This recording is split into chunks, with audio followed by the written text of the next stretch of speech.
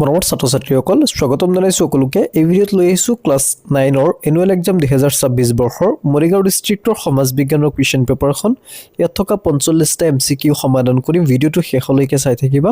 প্ৰথমবাৰৰ বাবে চেনেললৈ আহিলে চেনেলটো ছাবস্ক্ৰাইব কৰি ল'বা। মৰিগাঁও ডিষ্ট্ৰিক্টৰ ছাত্ৰ-ছাত্ৰীসকলে এমচিকিউখিনি চেক কৰি যাব কিমান শুদ্ধ হৈছে আৰু বাকী ডিষ্ট্ৰিক্টৰ কাৰণে কমন আছে কুৱেশ্যন পেপাৰখন। তাৰপিছত ফাৰ্ষ্টত চোৱা, তলৰ প্ৰশ্নবিলাক দাবী আৰু কাৰণ দুটা উক্তি দিয়া হৈছে। আমি চিনাক্ত শুদ্ধ বিকল্পটো বাছি উলিয়াব লাগে। ব্ৰিটিছ সংসদে 1858 খ্ৰীষ্টাব্দৰ 2 আগষ্ট তাৰিখে ভাৰত চৰকাৰ আইন প্ৰণয়ন কৰিছিল। এইটো সত্য, এইটো শুদ্ধ। ভাৰত চৰকাৰ আইন অনুসৰি ভাৰতবৰ্ষৰ সৰ্বোচ্চ শাসনকৰ্তা হিচাপে গভৰ্ণৰ জেনেৰেল থাকিল যদিও তেওঁক ভাইচৰয়ৰ খিতাপ প্ৰদান কৰা হয়। এইটো সত্য। গতিকে অপশ্যন এ নম্বৰটো শুদ্ধ হ'ব। এইটো অপশ্যন বি নম্বৰটো এইটো ইনকাৰেক্ট আছে। এ নম্বৰটো এ আৰু আৰ দুইটাই সঁচা আৰু আৰ এৰ সঠিক ব্যাখ্যা। নেক্সট, বাতাগ্ৰ সৃষ্টি হ'বলৈ কি বিশেষ অৱস্থাৰ প্ৰয়োজন? বাতাগ্ৰ সৃষ্টি হ'বলৈ অপশ্যন চি নম্বৰটো শুদ্ধ। বায়ুৰাশি এটা আনটোৰ তুলনাত শীতল আৰু গধুৰ হ'ব লাগিব। 3 নম্বৰ, লৰ্ড ৰিপনৰ কোনটো প্ৰস্তাৱৰ ব্ৰিটিছ চৰকাৰে বিৰোধিতা কৰিছিল? অপশ্যন ডি নম্বৰটো শুদ্ধ। স্থানীয় বোৰ্ডত নিৰ্বাচিত সদস্যৰ সংখ্যা বৃদ্ধি। নেক্সট 4 নম্বৰ, এডাম স্মিথৰ অৰ্থনীতিৰ সংজ্ঞা আলফ্ৰেড মাৰ্শ্বেলৰ সংজ্ঞাৰ পৰা মৌলিকভাৱে কেনেকৈ পৃথক? অপশ্যন বি নম্বৰটো শুদ্ধ।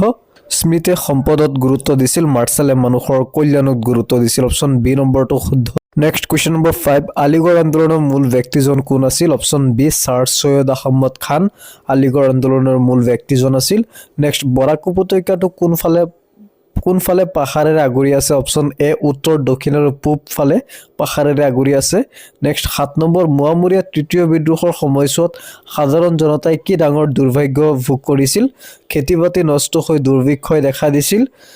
নেক্সট, এজন গ্ৰাম্য অঞ্চলত বসবাস কৰা ব্যক্তিয়ে 2200 কেলৰি গ্ৰহণ কৰে। পৰিকল্পনা আয়োগৰ মানদণ্ড অনুসৰি তেওঁ দৰিদ্ৰ। তলত দিয়াবোৰৰ মিলোৱা আৰু শুদ্ধ উত্তৰ বাছি উলিয়াব লাগে। অৱনমন হৈছে ধূলি বালিবোৰ উৰুৱাই নিয়া প্ৰক্ৰিয়া। অপঘৰ্ষণ ঘৰ্ষণৰ যোগেদি ক্ষয় হোৱা প্ৰক্ৰিয়া। বালিয়াৰি হৈছে ধূলিৰ পাহাৰ। ইনচেলবাৰ্গ মৰুভূমিৰ ক্ষয়প্ৰাপ্ত চাপৰ পাহাৰ। অৰ্থাৎ নৰ এ নম্বৰটো শুদ্ধ। ইয়াত বি অপশ্যনটো ভুলকে দাগ দিয়া আছে। নৰ এ নম্বৰটো শুদ্ধ। মনত ৰাখিবা 9ৰ এ, 1ৰ ডি, 2ৰ এ, 3ৰ চি, 4ৰ বি। নেক্সট, মহগড়ৰ ৰণ ইতিহাসৰ গুৰুত্বপূৰ্ণ বুলি কিয় গণ্য কৰা হয়?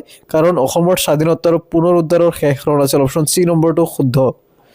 নেক্সট, দক্ষিণ পশ্চিম মৌচুমী বতাহ দুৰ্বল হ'লে কোন অঞ্চলটো কৃষি আটাইতকৈ বেছি ক্ষতিগ্ৰস্ত হ'ব? অপশ্যন এ ব্ৰহ্মপুত্ৰ উপত্যকাৰ কৃষি আটাইতকৈ বেছি ক্ষতিগ্ৰস্ত হ'ব। চুক্তিৰ কোনটো ব্যৱস্থাক মানৰ অসমৰ আভ্যন্তৰীণ বিষয়ৰ হস্তক্ষেপ পৰা বিৰত ৰাখিছিল? অপশ্যন চি নম্বৰটো অসম কাছাৰ আৰু জয়ন্তীয়ে হস্তক্ষেপ নকৰাৰ ধাৰা। নেক্সট 30 নম্বৰটো চোৱা। 30 নম্বৰটো তলৰ মৰ্চা চৰকাৰৰ বিষয়ে 4টা উক্তি উল্লেখ কৰা আছে। প্ৰতিটো উক্তিৰ বিপৰীতে একোটা ঘোষণা শুদ্ধ বা অশুদ্ধ দিয়া আছে। ঘোষণা অনুসৰি শুদ্ধ বিকল্পটো বাছি উলিয়াব লাগে। ইয়াত চোৱা 1, 2, 3, 4 এনেকৈ 4টা অপশ্যন দিয়া আছে। তো শুদ্ধ উত্তৰটো অপশ্যন এ 1, 2। অৰ্থাৎ 1979 চনত অক্টোবৰ মাহত চৰণ সিঙৰ নেতৃত্বত ভাৰতৰ দ্বিতীয়খন মৰ্চা চৰকাৰ গঠন কৰা হয়। 2 নম্বৰত আছে এক দলৰ অধিপত্যত প্ৰত্যাহ্বান সৃষ্টি হোৱাৰ ভাৰতত মৰ্চা চৰকাৰৰ গঠনৰ প্ৰক্ৰিয়া আৰম্ভ হয়।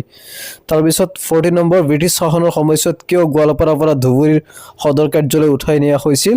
অপশ্যনসমূহ চোৱা। কাৰেক্ট আনচাৰটো হৈছে অপশ্যন বি। নিয়মীয়াকৈ ভাপ জাহাজ চলিবলৈ লোৱাত ই গুৰুত্বপূৰ্ণ নদীবন্দৰ হৈ পৰিছিল। নেক্সট কুৱেশ্যন নম্বৰ 15, নদী উপত্যকা গঢ় লৈ উঠাৰ বাবে হ্ৰদসমূহে ইয়াৰ আশে-পাশে থকা অঞ্চলটোৰ মুখ্যত কেনেকৈ সহায় কৰে? বানৰ প্ৰভাৱ হ্ৰাস কৰে। নেক্সট, তলত দিয়া তালিকাখন পূৰণ কৰিবলৈ শুদ্ধ বিকল্পটো বাছি উলিওৱা। শুদ্ধ বিকল্প হ'ব মানে একদলীয় চীন, বহুদলীয় বাংলাদেশ। অপশ্যন বি নম্বৰটো শুদ্ধ। কাৰণ চীনত একদলীয় ব্যৱস্থা প্ৰচলিত আৰু বাংলাদেশত বহুদলীয় ব্যৱস্থা প্ৰচলিত। 17 নম্বৰত তলত দিয়া চিত্ৰখনত গ্ৰাফৰ কোনটো ৰূপ দেখিবলৈ পোৱা গৈছে? এই পিকচাৰত চোৱা মধ্যগ্ৰাফ, এই মাজৰে এটা গ্ৰাফ নামি আহিছে দেখা পাইছা। সেইকাৰণে হিমবাহৰ লগত গ্ৰাফ নামি আহিছে। এইটো হৈছে মধ্যগ্ৰাফৰ এটা ছবি। তাৰপিছত মূল মন্ত্ৰ, চিন্তা বিশ্বব্যাপী হোক, কাৰ্যপন্থা স্থানীয় হোক। ইয়াৰ অৰ্থ হৈছে যে অপশ্যন এ নম্বৰটো স্থানীয় কাৰ্যপন্থা বিশ্ব পৰিৱেশৰ সমস্যা সমাধানত গুৰুত্বপূৰ্ণ ভূমিকা পালন কৰিব পাৰে। নেক্সট, পলাচী যুদ্ধৰ পাছত কোম্পানীৰ ঘাই শাসন কেন্দ্ৰ আছিল কলিকতা, বোম্বাই আৰু মাদ্ৰাজ। এই 3খন ঠাইতে কোম্পানীৰ ঘাই শাসন ঠাই আছিল। তলত কোনটো জোৰ শুদ্ধভাৱে মিল আছে? শুদ্ধভাৱে মিল আছে কি? অপশ্যন বি নম্বৰ ফন, আল্পছ পৰ্বতৰ উত্তৰ ঢালি দি বলা বতাহ।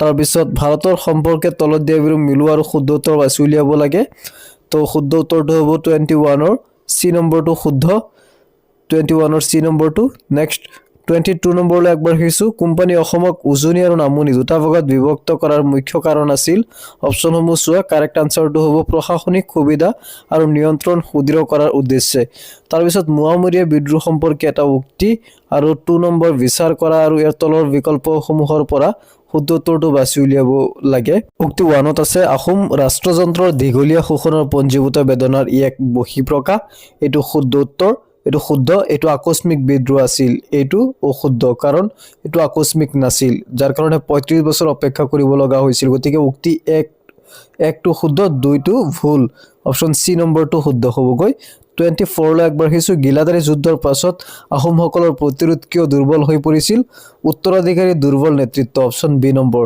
নেক্সট 25 নম্বৰ অসম সম্পৰ্কে তলৰ কোনটো বিকল্প শুদ্ধ অসম সম্পৰ্কে অপচন ডি নম্বৰটো কেৱল 2 এইটো শুদ্ধ তাৰপিছত যদি কাম কৰাৰ পৰা কিছু কৰ্মীক আঁতৰালে মুঠ উৎপাদনৰ পৰিমাণ হ্ৰাস নহয় তেন্তে সেই অৰ্থনৈতিক সন্মুখীন হৈছে ছদ্মবেশী নিবনুৱা তাৰপিছত যদি বৰষুণৰ পিছত বতাহৰ দিশ সলনি হয় আৰু তাপমাত্ৰা কমে তেন্তে কোন ঋতু পৰিৱৰ্তন হয় মৌচুমী কাল অপচন 27ৰ বি নম্বৰটো শুদ্ধ নেক্সট 28 নম্বৰ গুমধৰ কোঁৱৰে কিয় নিজক স্বৰ্গদেউ ঘোষণা কৰিছিল গুমধৰ কোঁৱৰে নিজকে স্বৰ্গদেউ ঘোষণা কৰাৰ কাৰণ আছিল অপচন ডি নম্বৰ উজনি অসমৰ পৰা ব্ৰিটিছ সৈন্য অপসাৰণ কৰাৰ কাৰণে তাৰপিছত তলত দিয়াবোৰৰ লগত মিলালে আমাৰ শুদ্ধ উত্তৰটো হ'বগৈ অপচন ডি নম্বৰ মানে 1ৰ চি 2ৰ ডি 3ৰ এ 4ৰ বি তাৰপিছত কুৱেশ্যন নম্বৰ 30 সৰ্বানন্দই বছৰি আহোম ৰাজলৈ কি কৰ দিবলৈ প্ৰস্তুত হৈছিল হাতীৰ দাঁত আৰু মুগাৰ কাপোৰ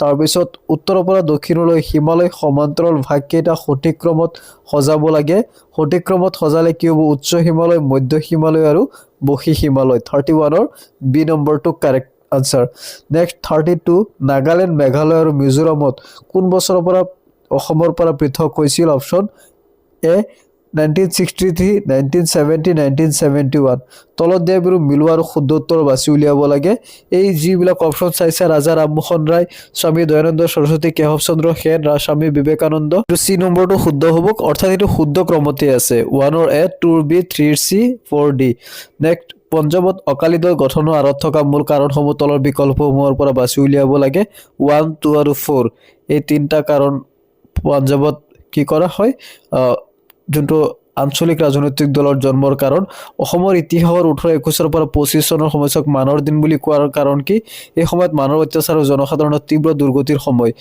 তলত দিয়া বিকল্পসমূহৰ পৰা কোনখন দেশত ৰাজমুকুটৰ পৰম্পৰা ৰখাৰ এটা প্ৰতীক ইংলেণ্ডত এজন ভূগোল বিজ্ঞানী বিন্দঞ্জয় আৰু সাতপুৰা ৰেঞ্জৰ মাজত পশ্চিম জু এখন নদী বিচাৰি পায় কোনখন নদী হোৱাৰ সম্ভাৱনা বেছি নৰ্মদা তলৰ বৈশিষ্ট্যসমূহৰ পৰা চৰকাৰখন চিনাক্ত কৰা এই বৈশিষ্ট্য যদি আমি ভালকে পৰ্যবেক্ষণ কৰোঁ তেন্তে এইটো ৰাষ্ট্ৰপতীয় চৰকাৰৰ এটা কি কয় এটা বৈশিষ্ট্য তাৰপিছত ৰাসায়নিক গঠন অনুসৰি তলৰ পৰা ওপৰলৈ সঠিক ক্ৰম নাইট্ৰজেন অক্সিজেনৰ তৰফ হিলিয়ামৰ তৰফ হাইড্ৰজেনৰ তৰফ চিৰসেউজীয়া উদ্ভিদ তলৰ কোনবোৰ ঠাইত পোৱা যায় 1 2 আৰু 3 এই তিনিটা অঞ্চলতে চিৰসেউজীয়া অৰণ্য পোৱা যায় তাৰপিছত 41 তলত দিয়াবোৰৰ ভিতৰত কোনটো যুক্তৰাষ্ট্ৰীয় চৰকাৰৰ এটা দোষ যুক্তৰাষ্ট্ৰীয় চৰকাৰৰ এটা দোষ হৈছে এই চৰকাৰত কেন্দ্ৰ আৰু ৰাজ্য চৰকাৰৰ মাজত ক্ষমতাৰ ভাৰসাম্য ৰক্ষা কৰাত জটিলতাৰ সৃষ্টি হোৱা দেখা পোৱা যায় অৰ্থাৎ 41ৰ এ নম্বৰটো শুদ্ধ তাৰপিছত আমি আগবাঢ়িছোঁ কুৱেশ্যন নম্বৰ 42 গ্ৰীক শব্দ ঐকছৰ অৰ্থ কি গ্ৰীক শব্দ ঐকছৰ অৰ্থ হৈছে পৰিয়াল অপচন সি নম্বৰটো শুদ্ধ তাৰপিছত 43 তলৰ কোনযোৰ শুদ্ধভাৱে মিলি আছে উত্তৰ পাৰ মানাহ নদী এইটো শুদ্ধভাৱে মিলি আছে তাৰপিছত 44 লৈ আগবাঢ়িছোঁ 44ৰ শুদ্ধ উত্তৰটো হ'ব 44ৰ এ নম্বৰটো শুদ্ধ তাৰপিছত 45 ৰাজা ৰামমোহন ৰায়ৰ পাছত ভাৰতীয় জাতীয়তাবাদী আটাইতকৈ ডাঙৰ অৱদানকাৰীজন কোন আছিল দাদাভাই নৰজী অপচন ডি নম্বৰটো শুদ্ধ তাৰপিছত খ নম্বৰত 2 মাৰ্কছৰ কুৱেশ্যনবিলাক আছে এবাৰ তোমালোকে গোটেইখিনি কুৱেশ্যন এবাৰ ভালকে মনোযোগেৰে চাই যোৱা বেলেগ ডিষ্ট্ৰিক্টতো ইয়াৰ পৰা কমন আহিব পাৰে আৰু মৰিগাঁও ডিষ্ট্ৰিক্টৰ ছাত্ৰ ছাত্ৰীসকলে এই কুৱেশ্যনবিলাকৰ আনসাৰ লিখিছা নেকি কুৱেশ্যন পেপাৰ কেনেকুৱা হৈছে কমেণ্ট কৰি জনাবা কোনে কিমান পাবা কমেণ্ট কৰি নিশ্চয় জনাবা ক'ৰ পৰা চাইছা জনাবলৈ নাপাহৰিবা ইয়াত চোৱা 3 আৰু 4 মাৰ্কছৰ কুৱেশ্যনবিলাক এবাৰ চাই যোৱা এইবিলাক আছিল 3 আৰু 4 মাৰ্কছৰ কুৱেশ্যন সহজে আছে কুৱেশ্যন পেপাৰখন বেছি ইমান জটিল হোৱা নাই ভাৰতৰ ভূপ্ৰাকৃতিক ভাগ আহিছে ডেভিড স্কট কোন আছিল ডেভিড স্কটৰ ৰাজনীতি মই কিন্তু এইবিলাক ইম্পৰ্টেণ্ট দিছিলোঁ অসমৰ এখন মানচিত্ৰ অংকন কৰি তলত দিয়া ঠাইবিলাক বসাব লাগে এখন ৰাষ্ট্ৰীয় উদ্যান কংকৰ মৃত্তিকা উপলব্ধ এখন ঠাই বা জুবিন ক্ষেত্ৰ 4 মাৰ্কছ আহিছে গতিকে আজিৰ কাৰণে ভিডিঅ'টো ইয়াতে সামৰিছোঁ ধন্যবাদ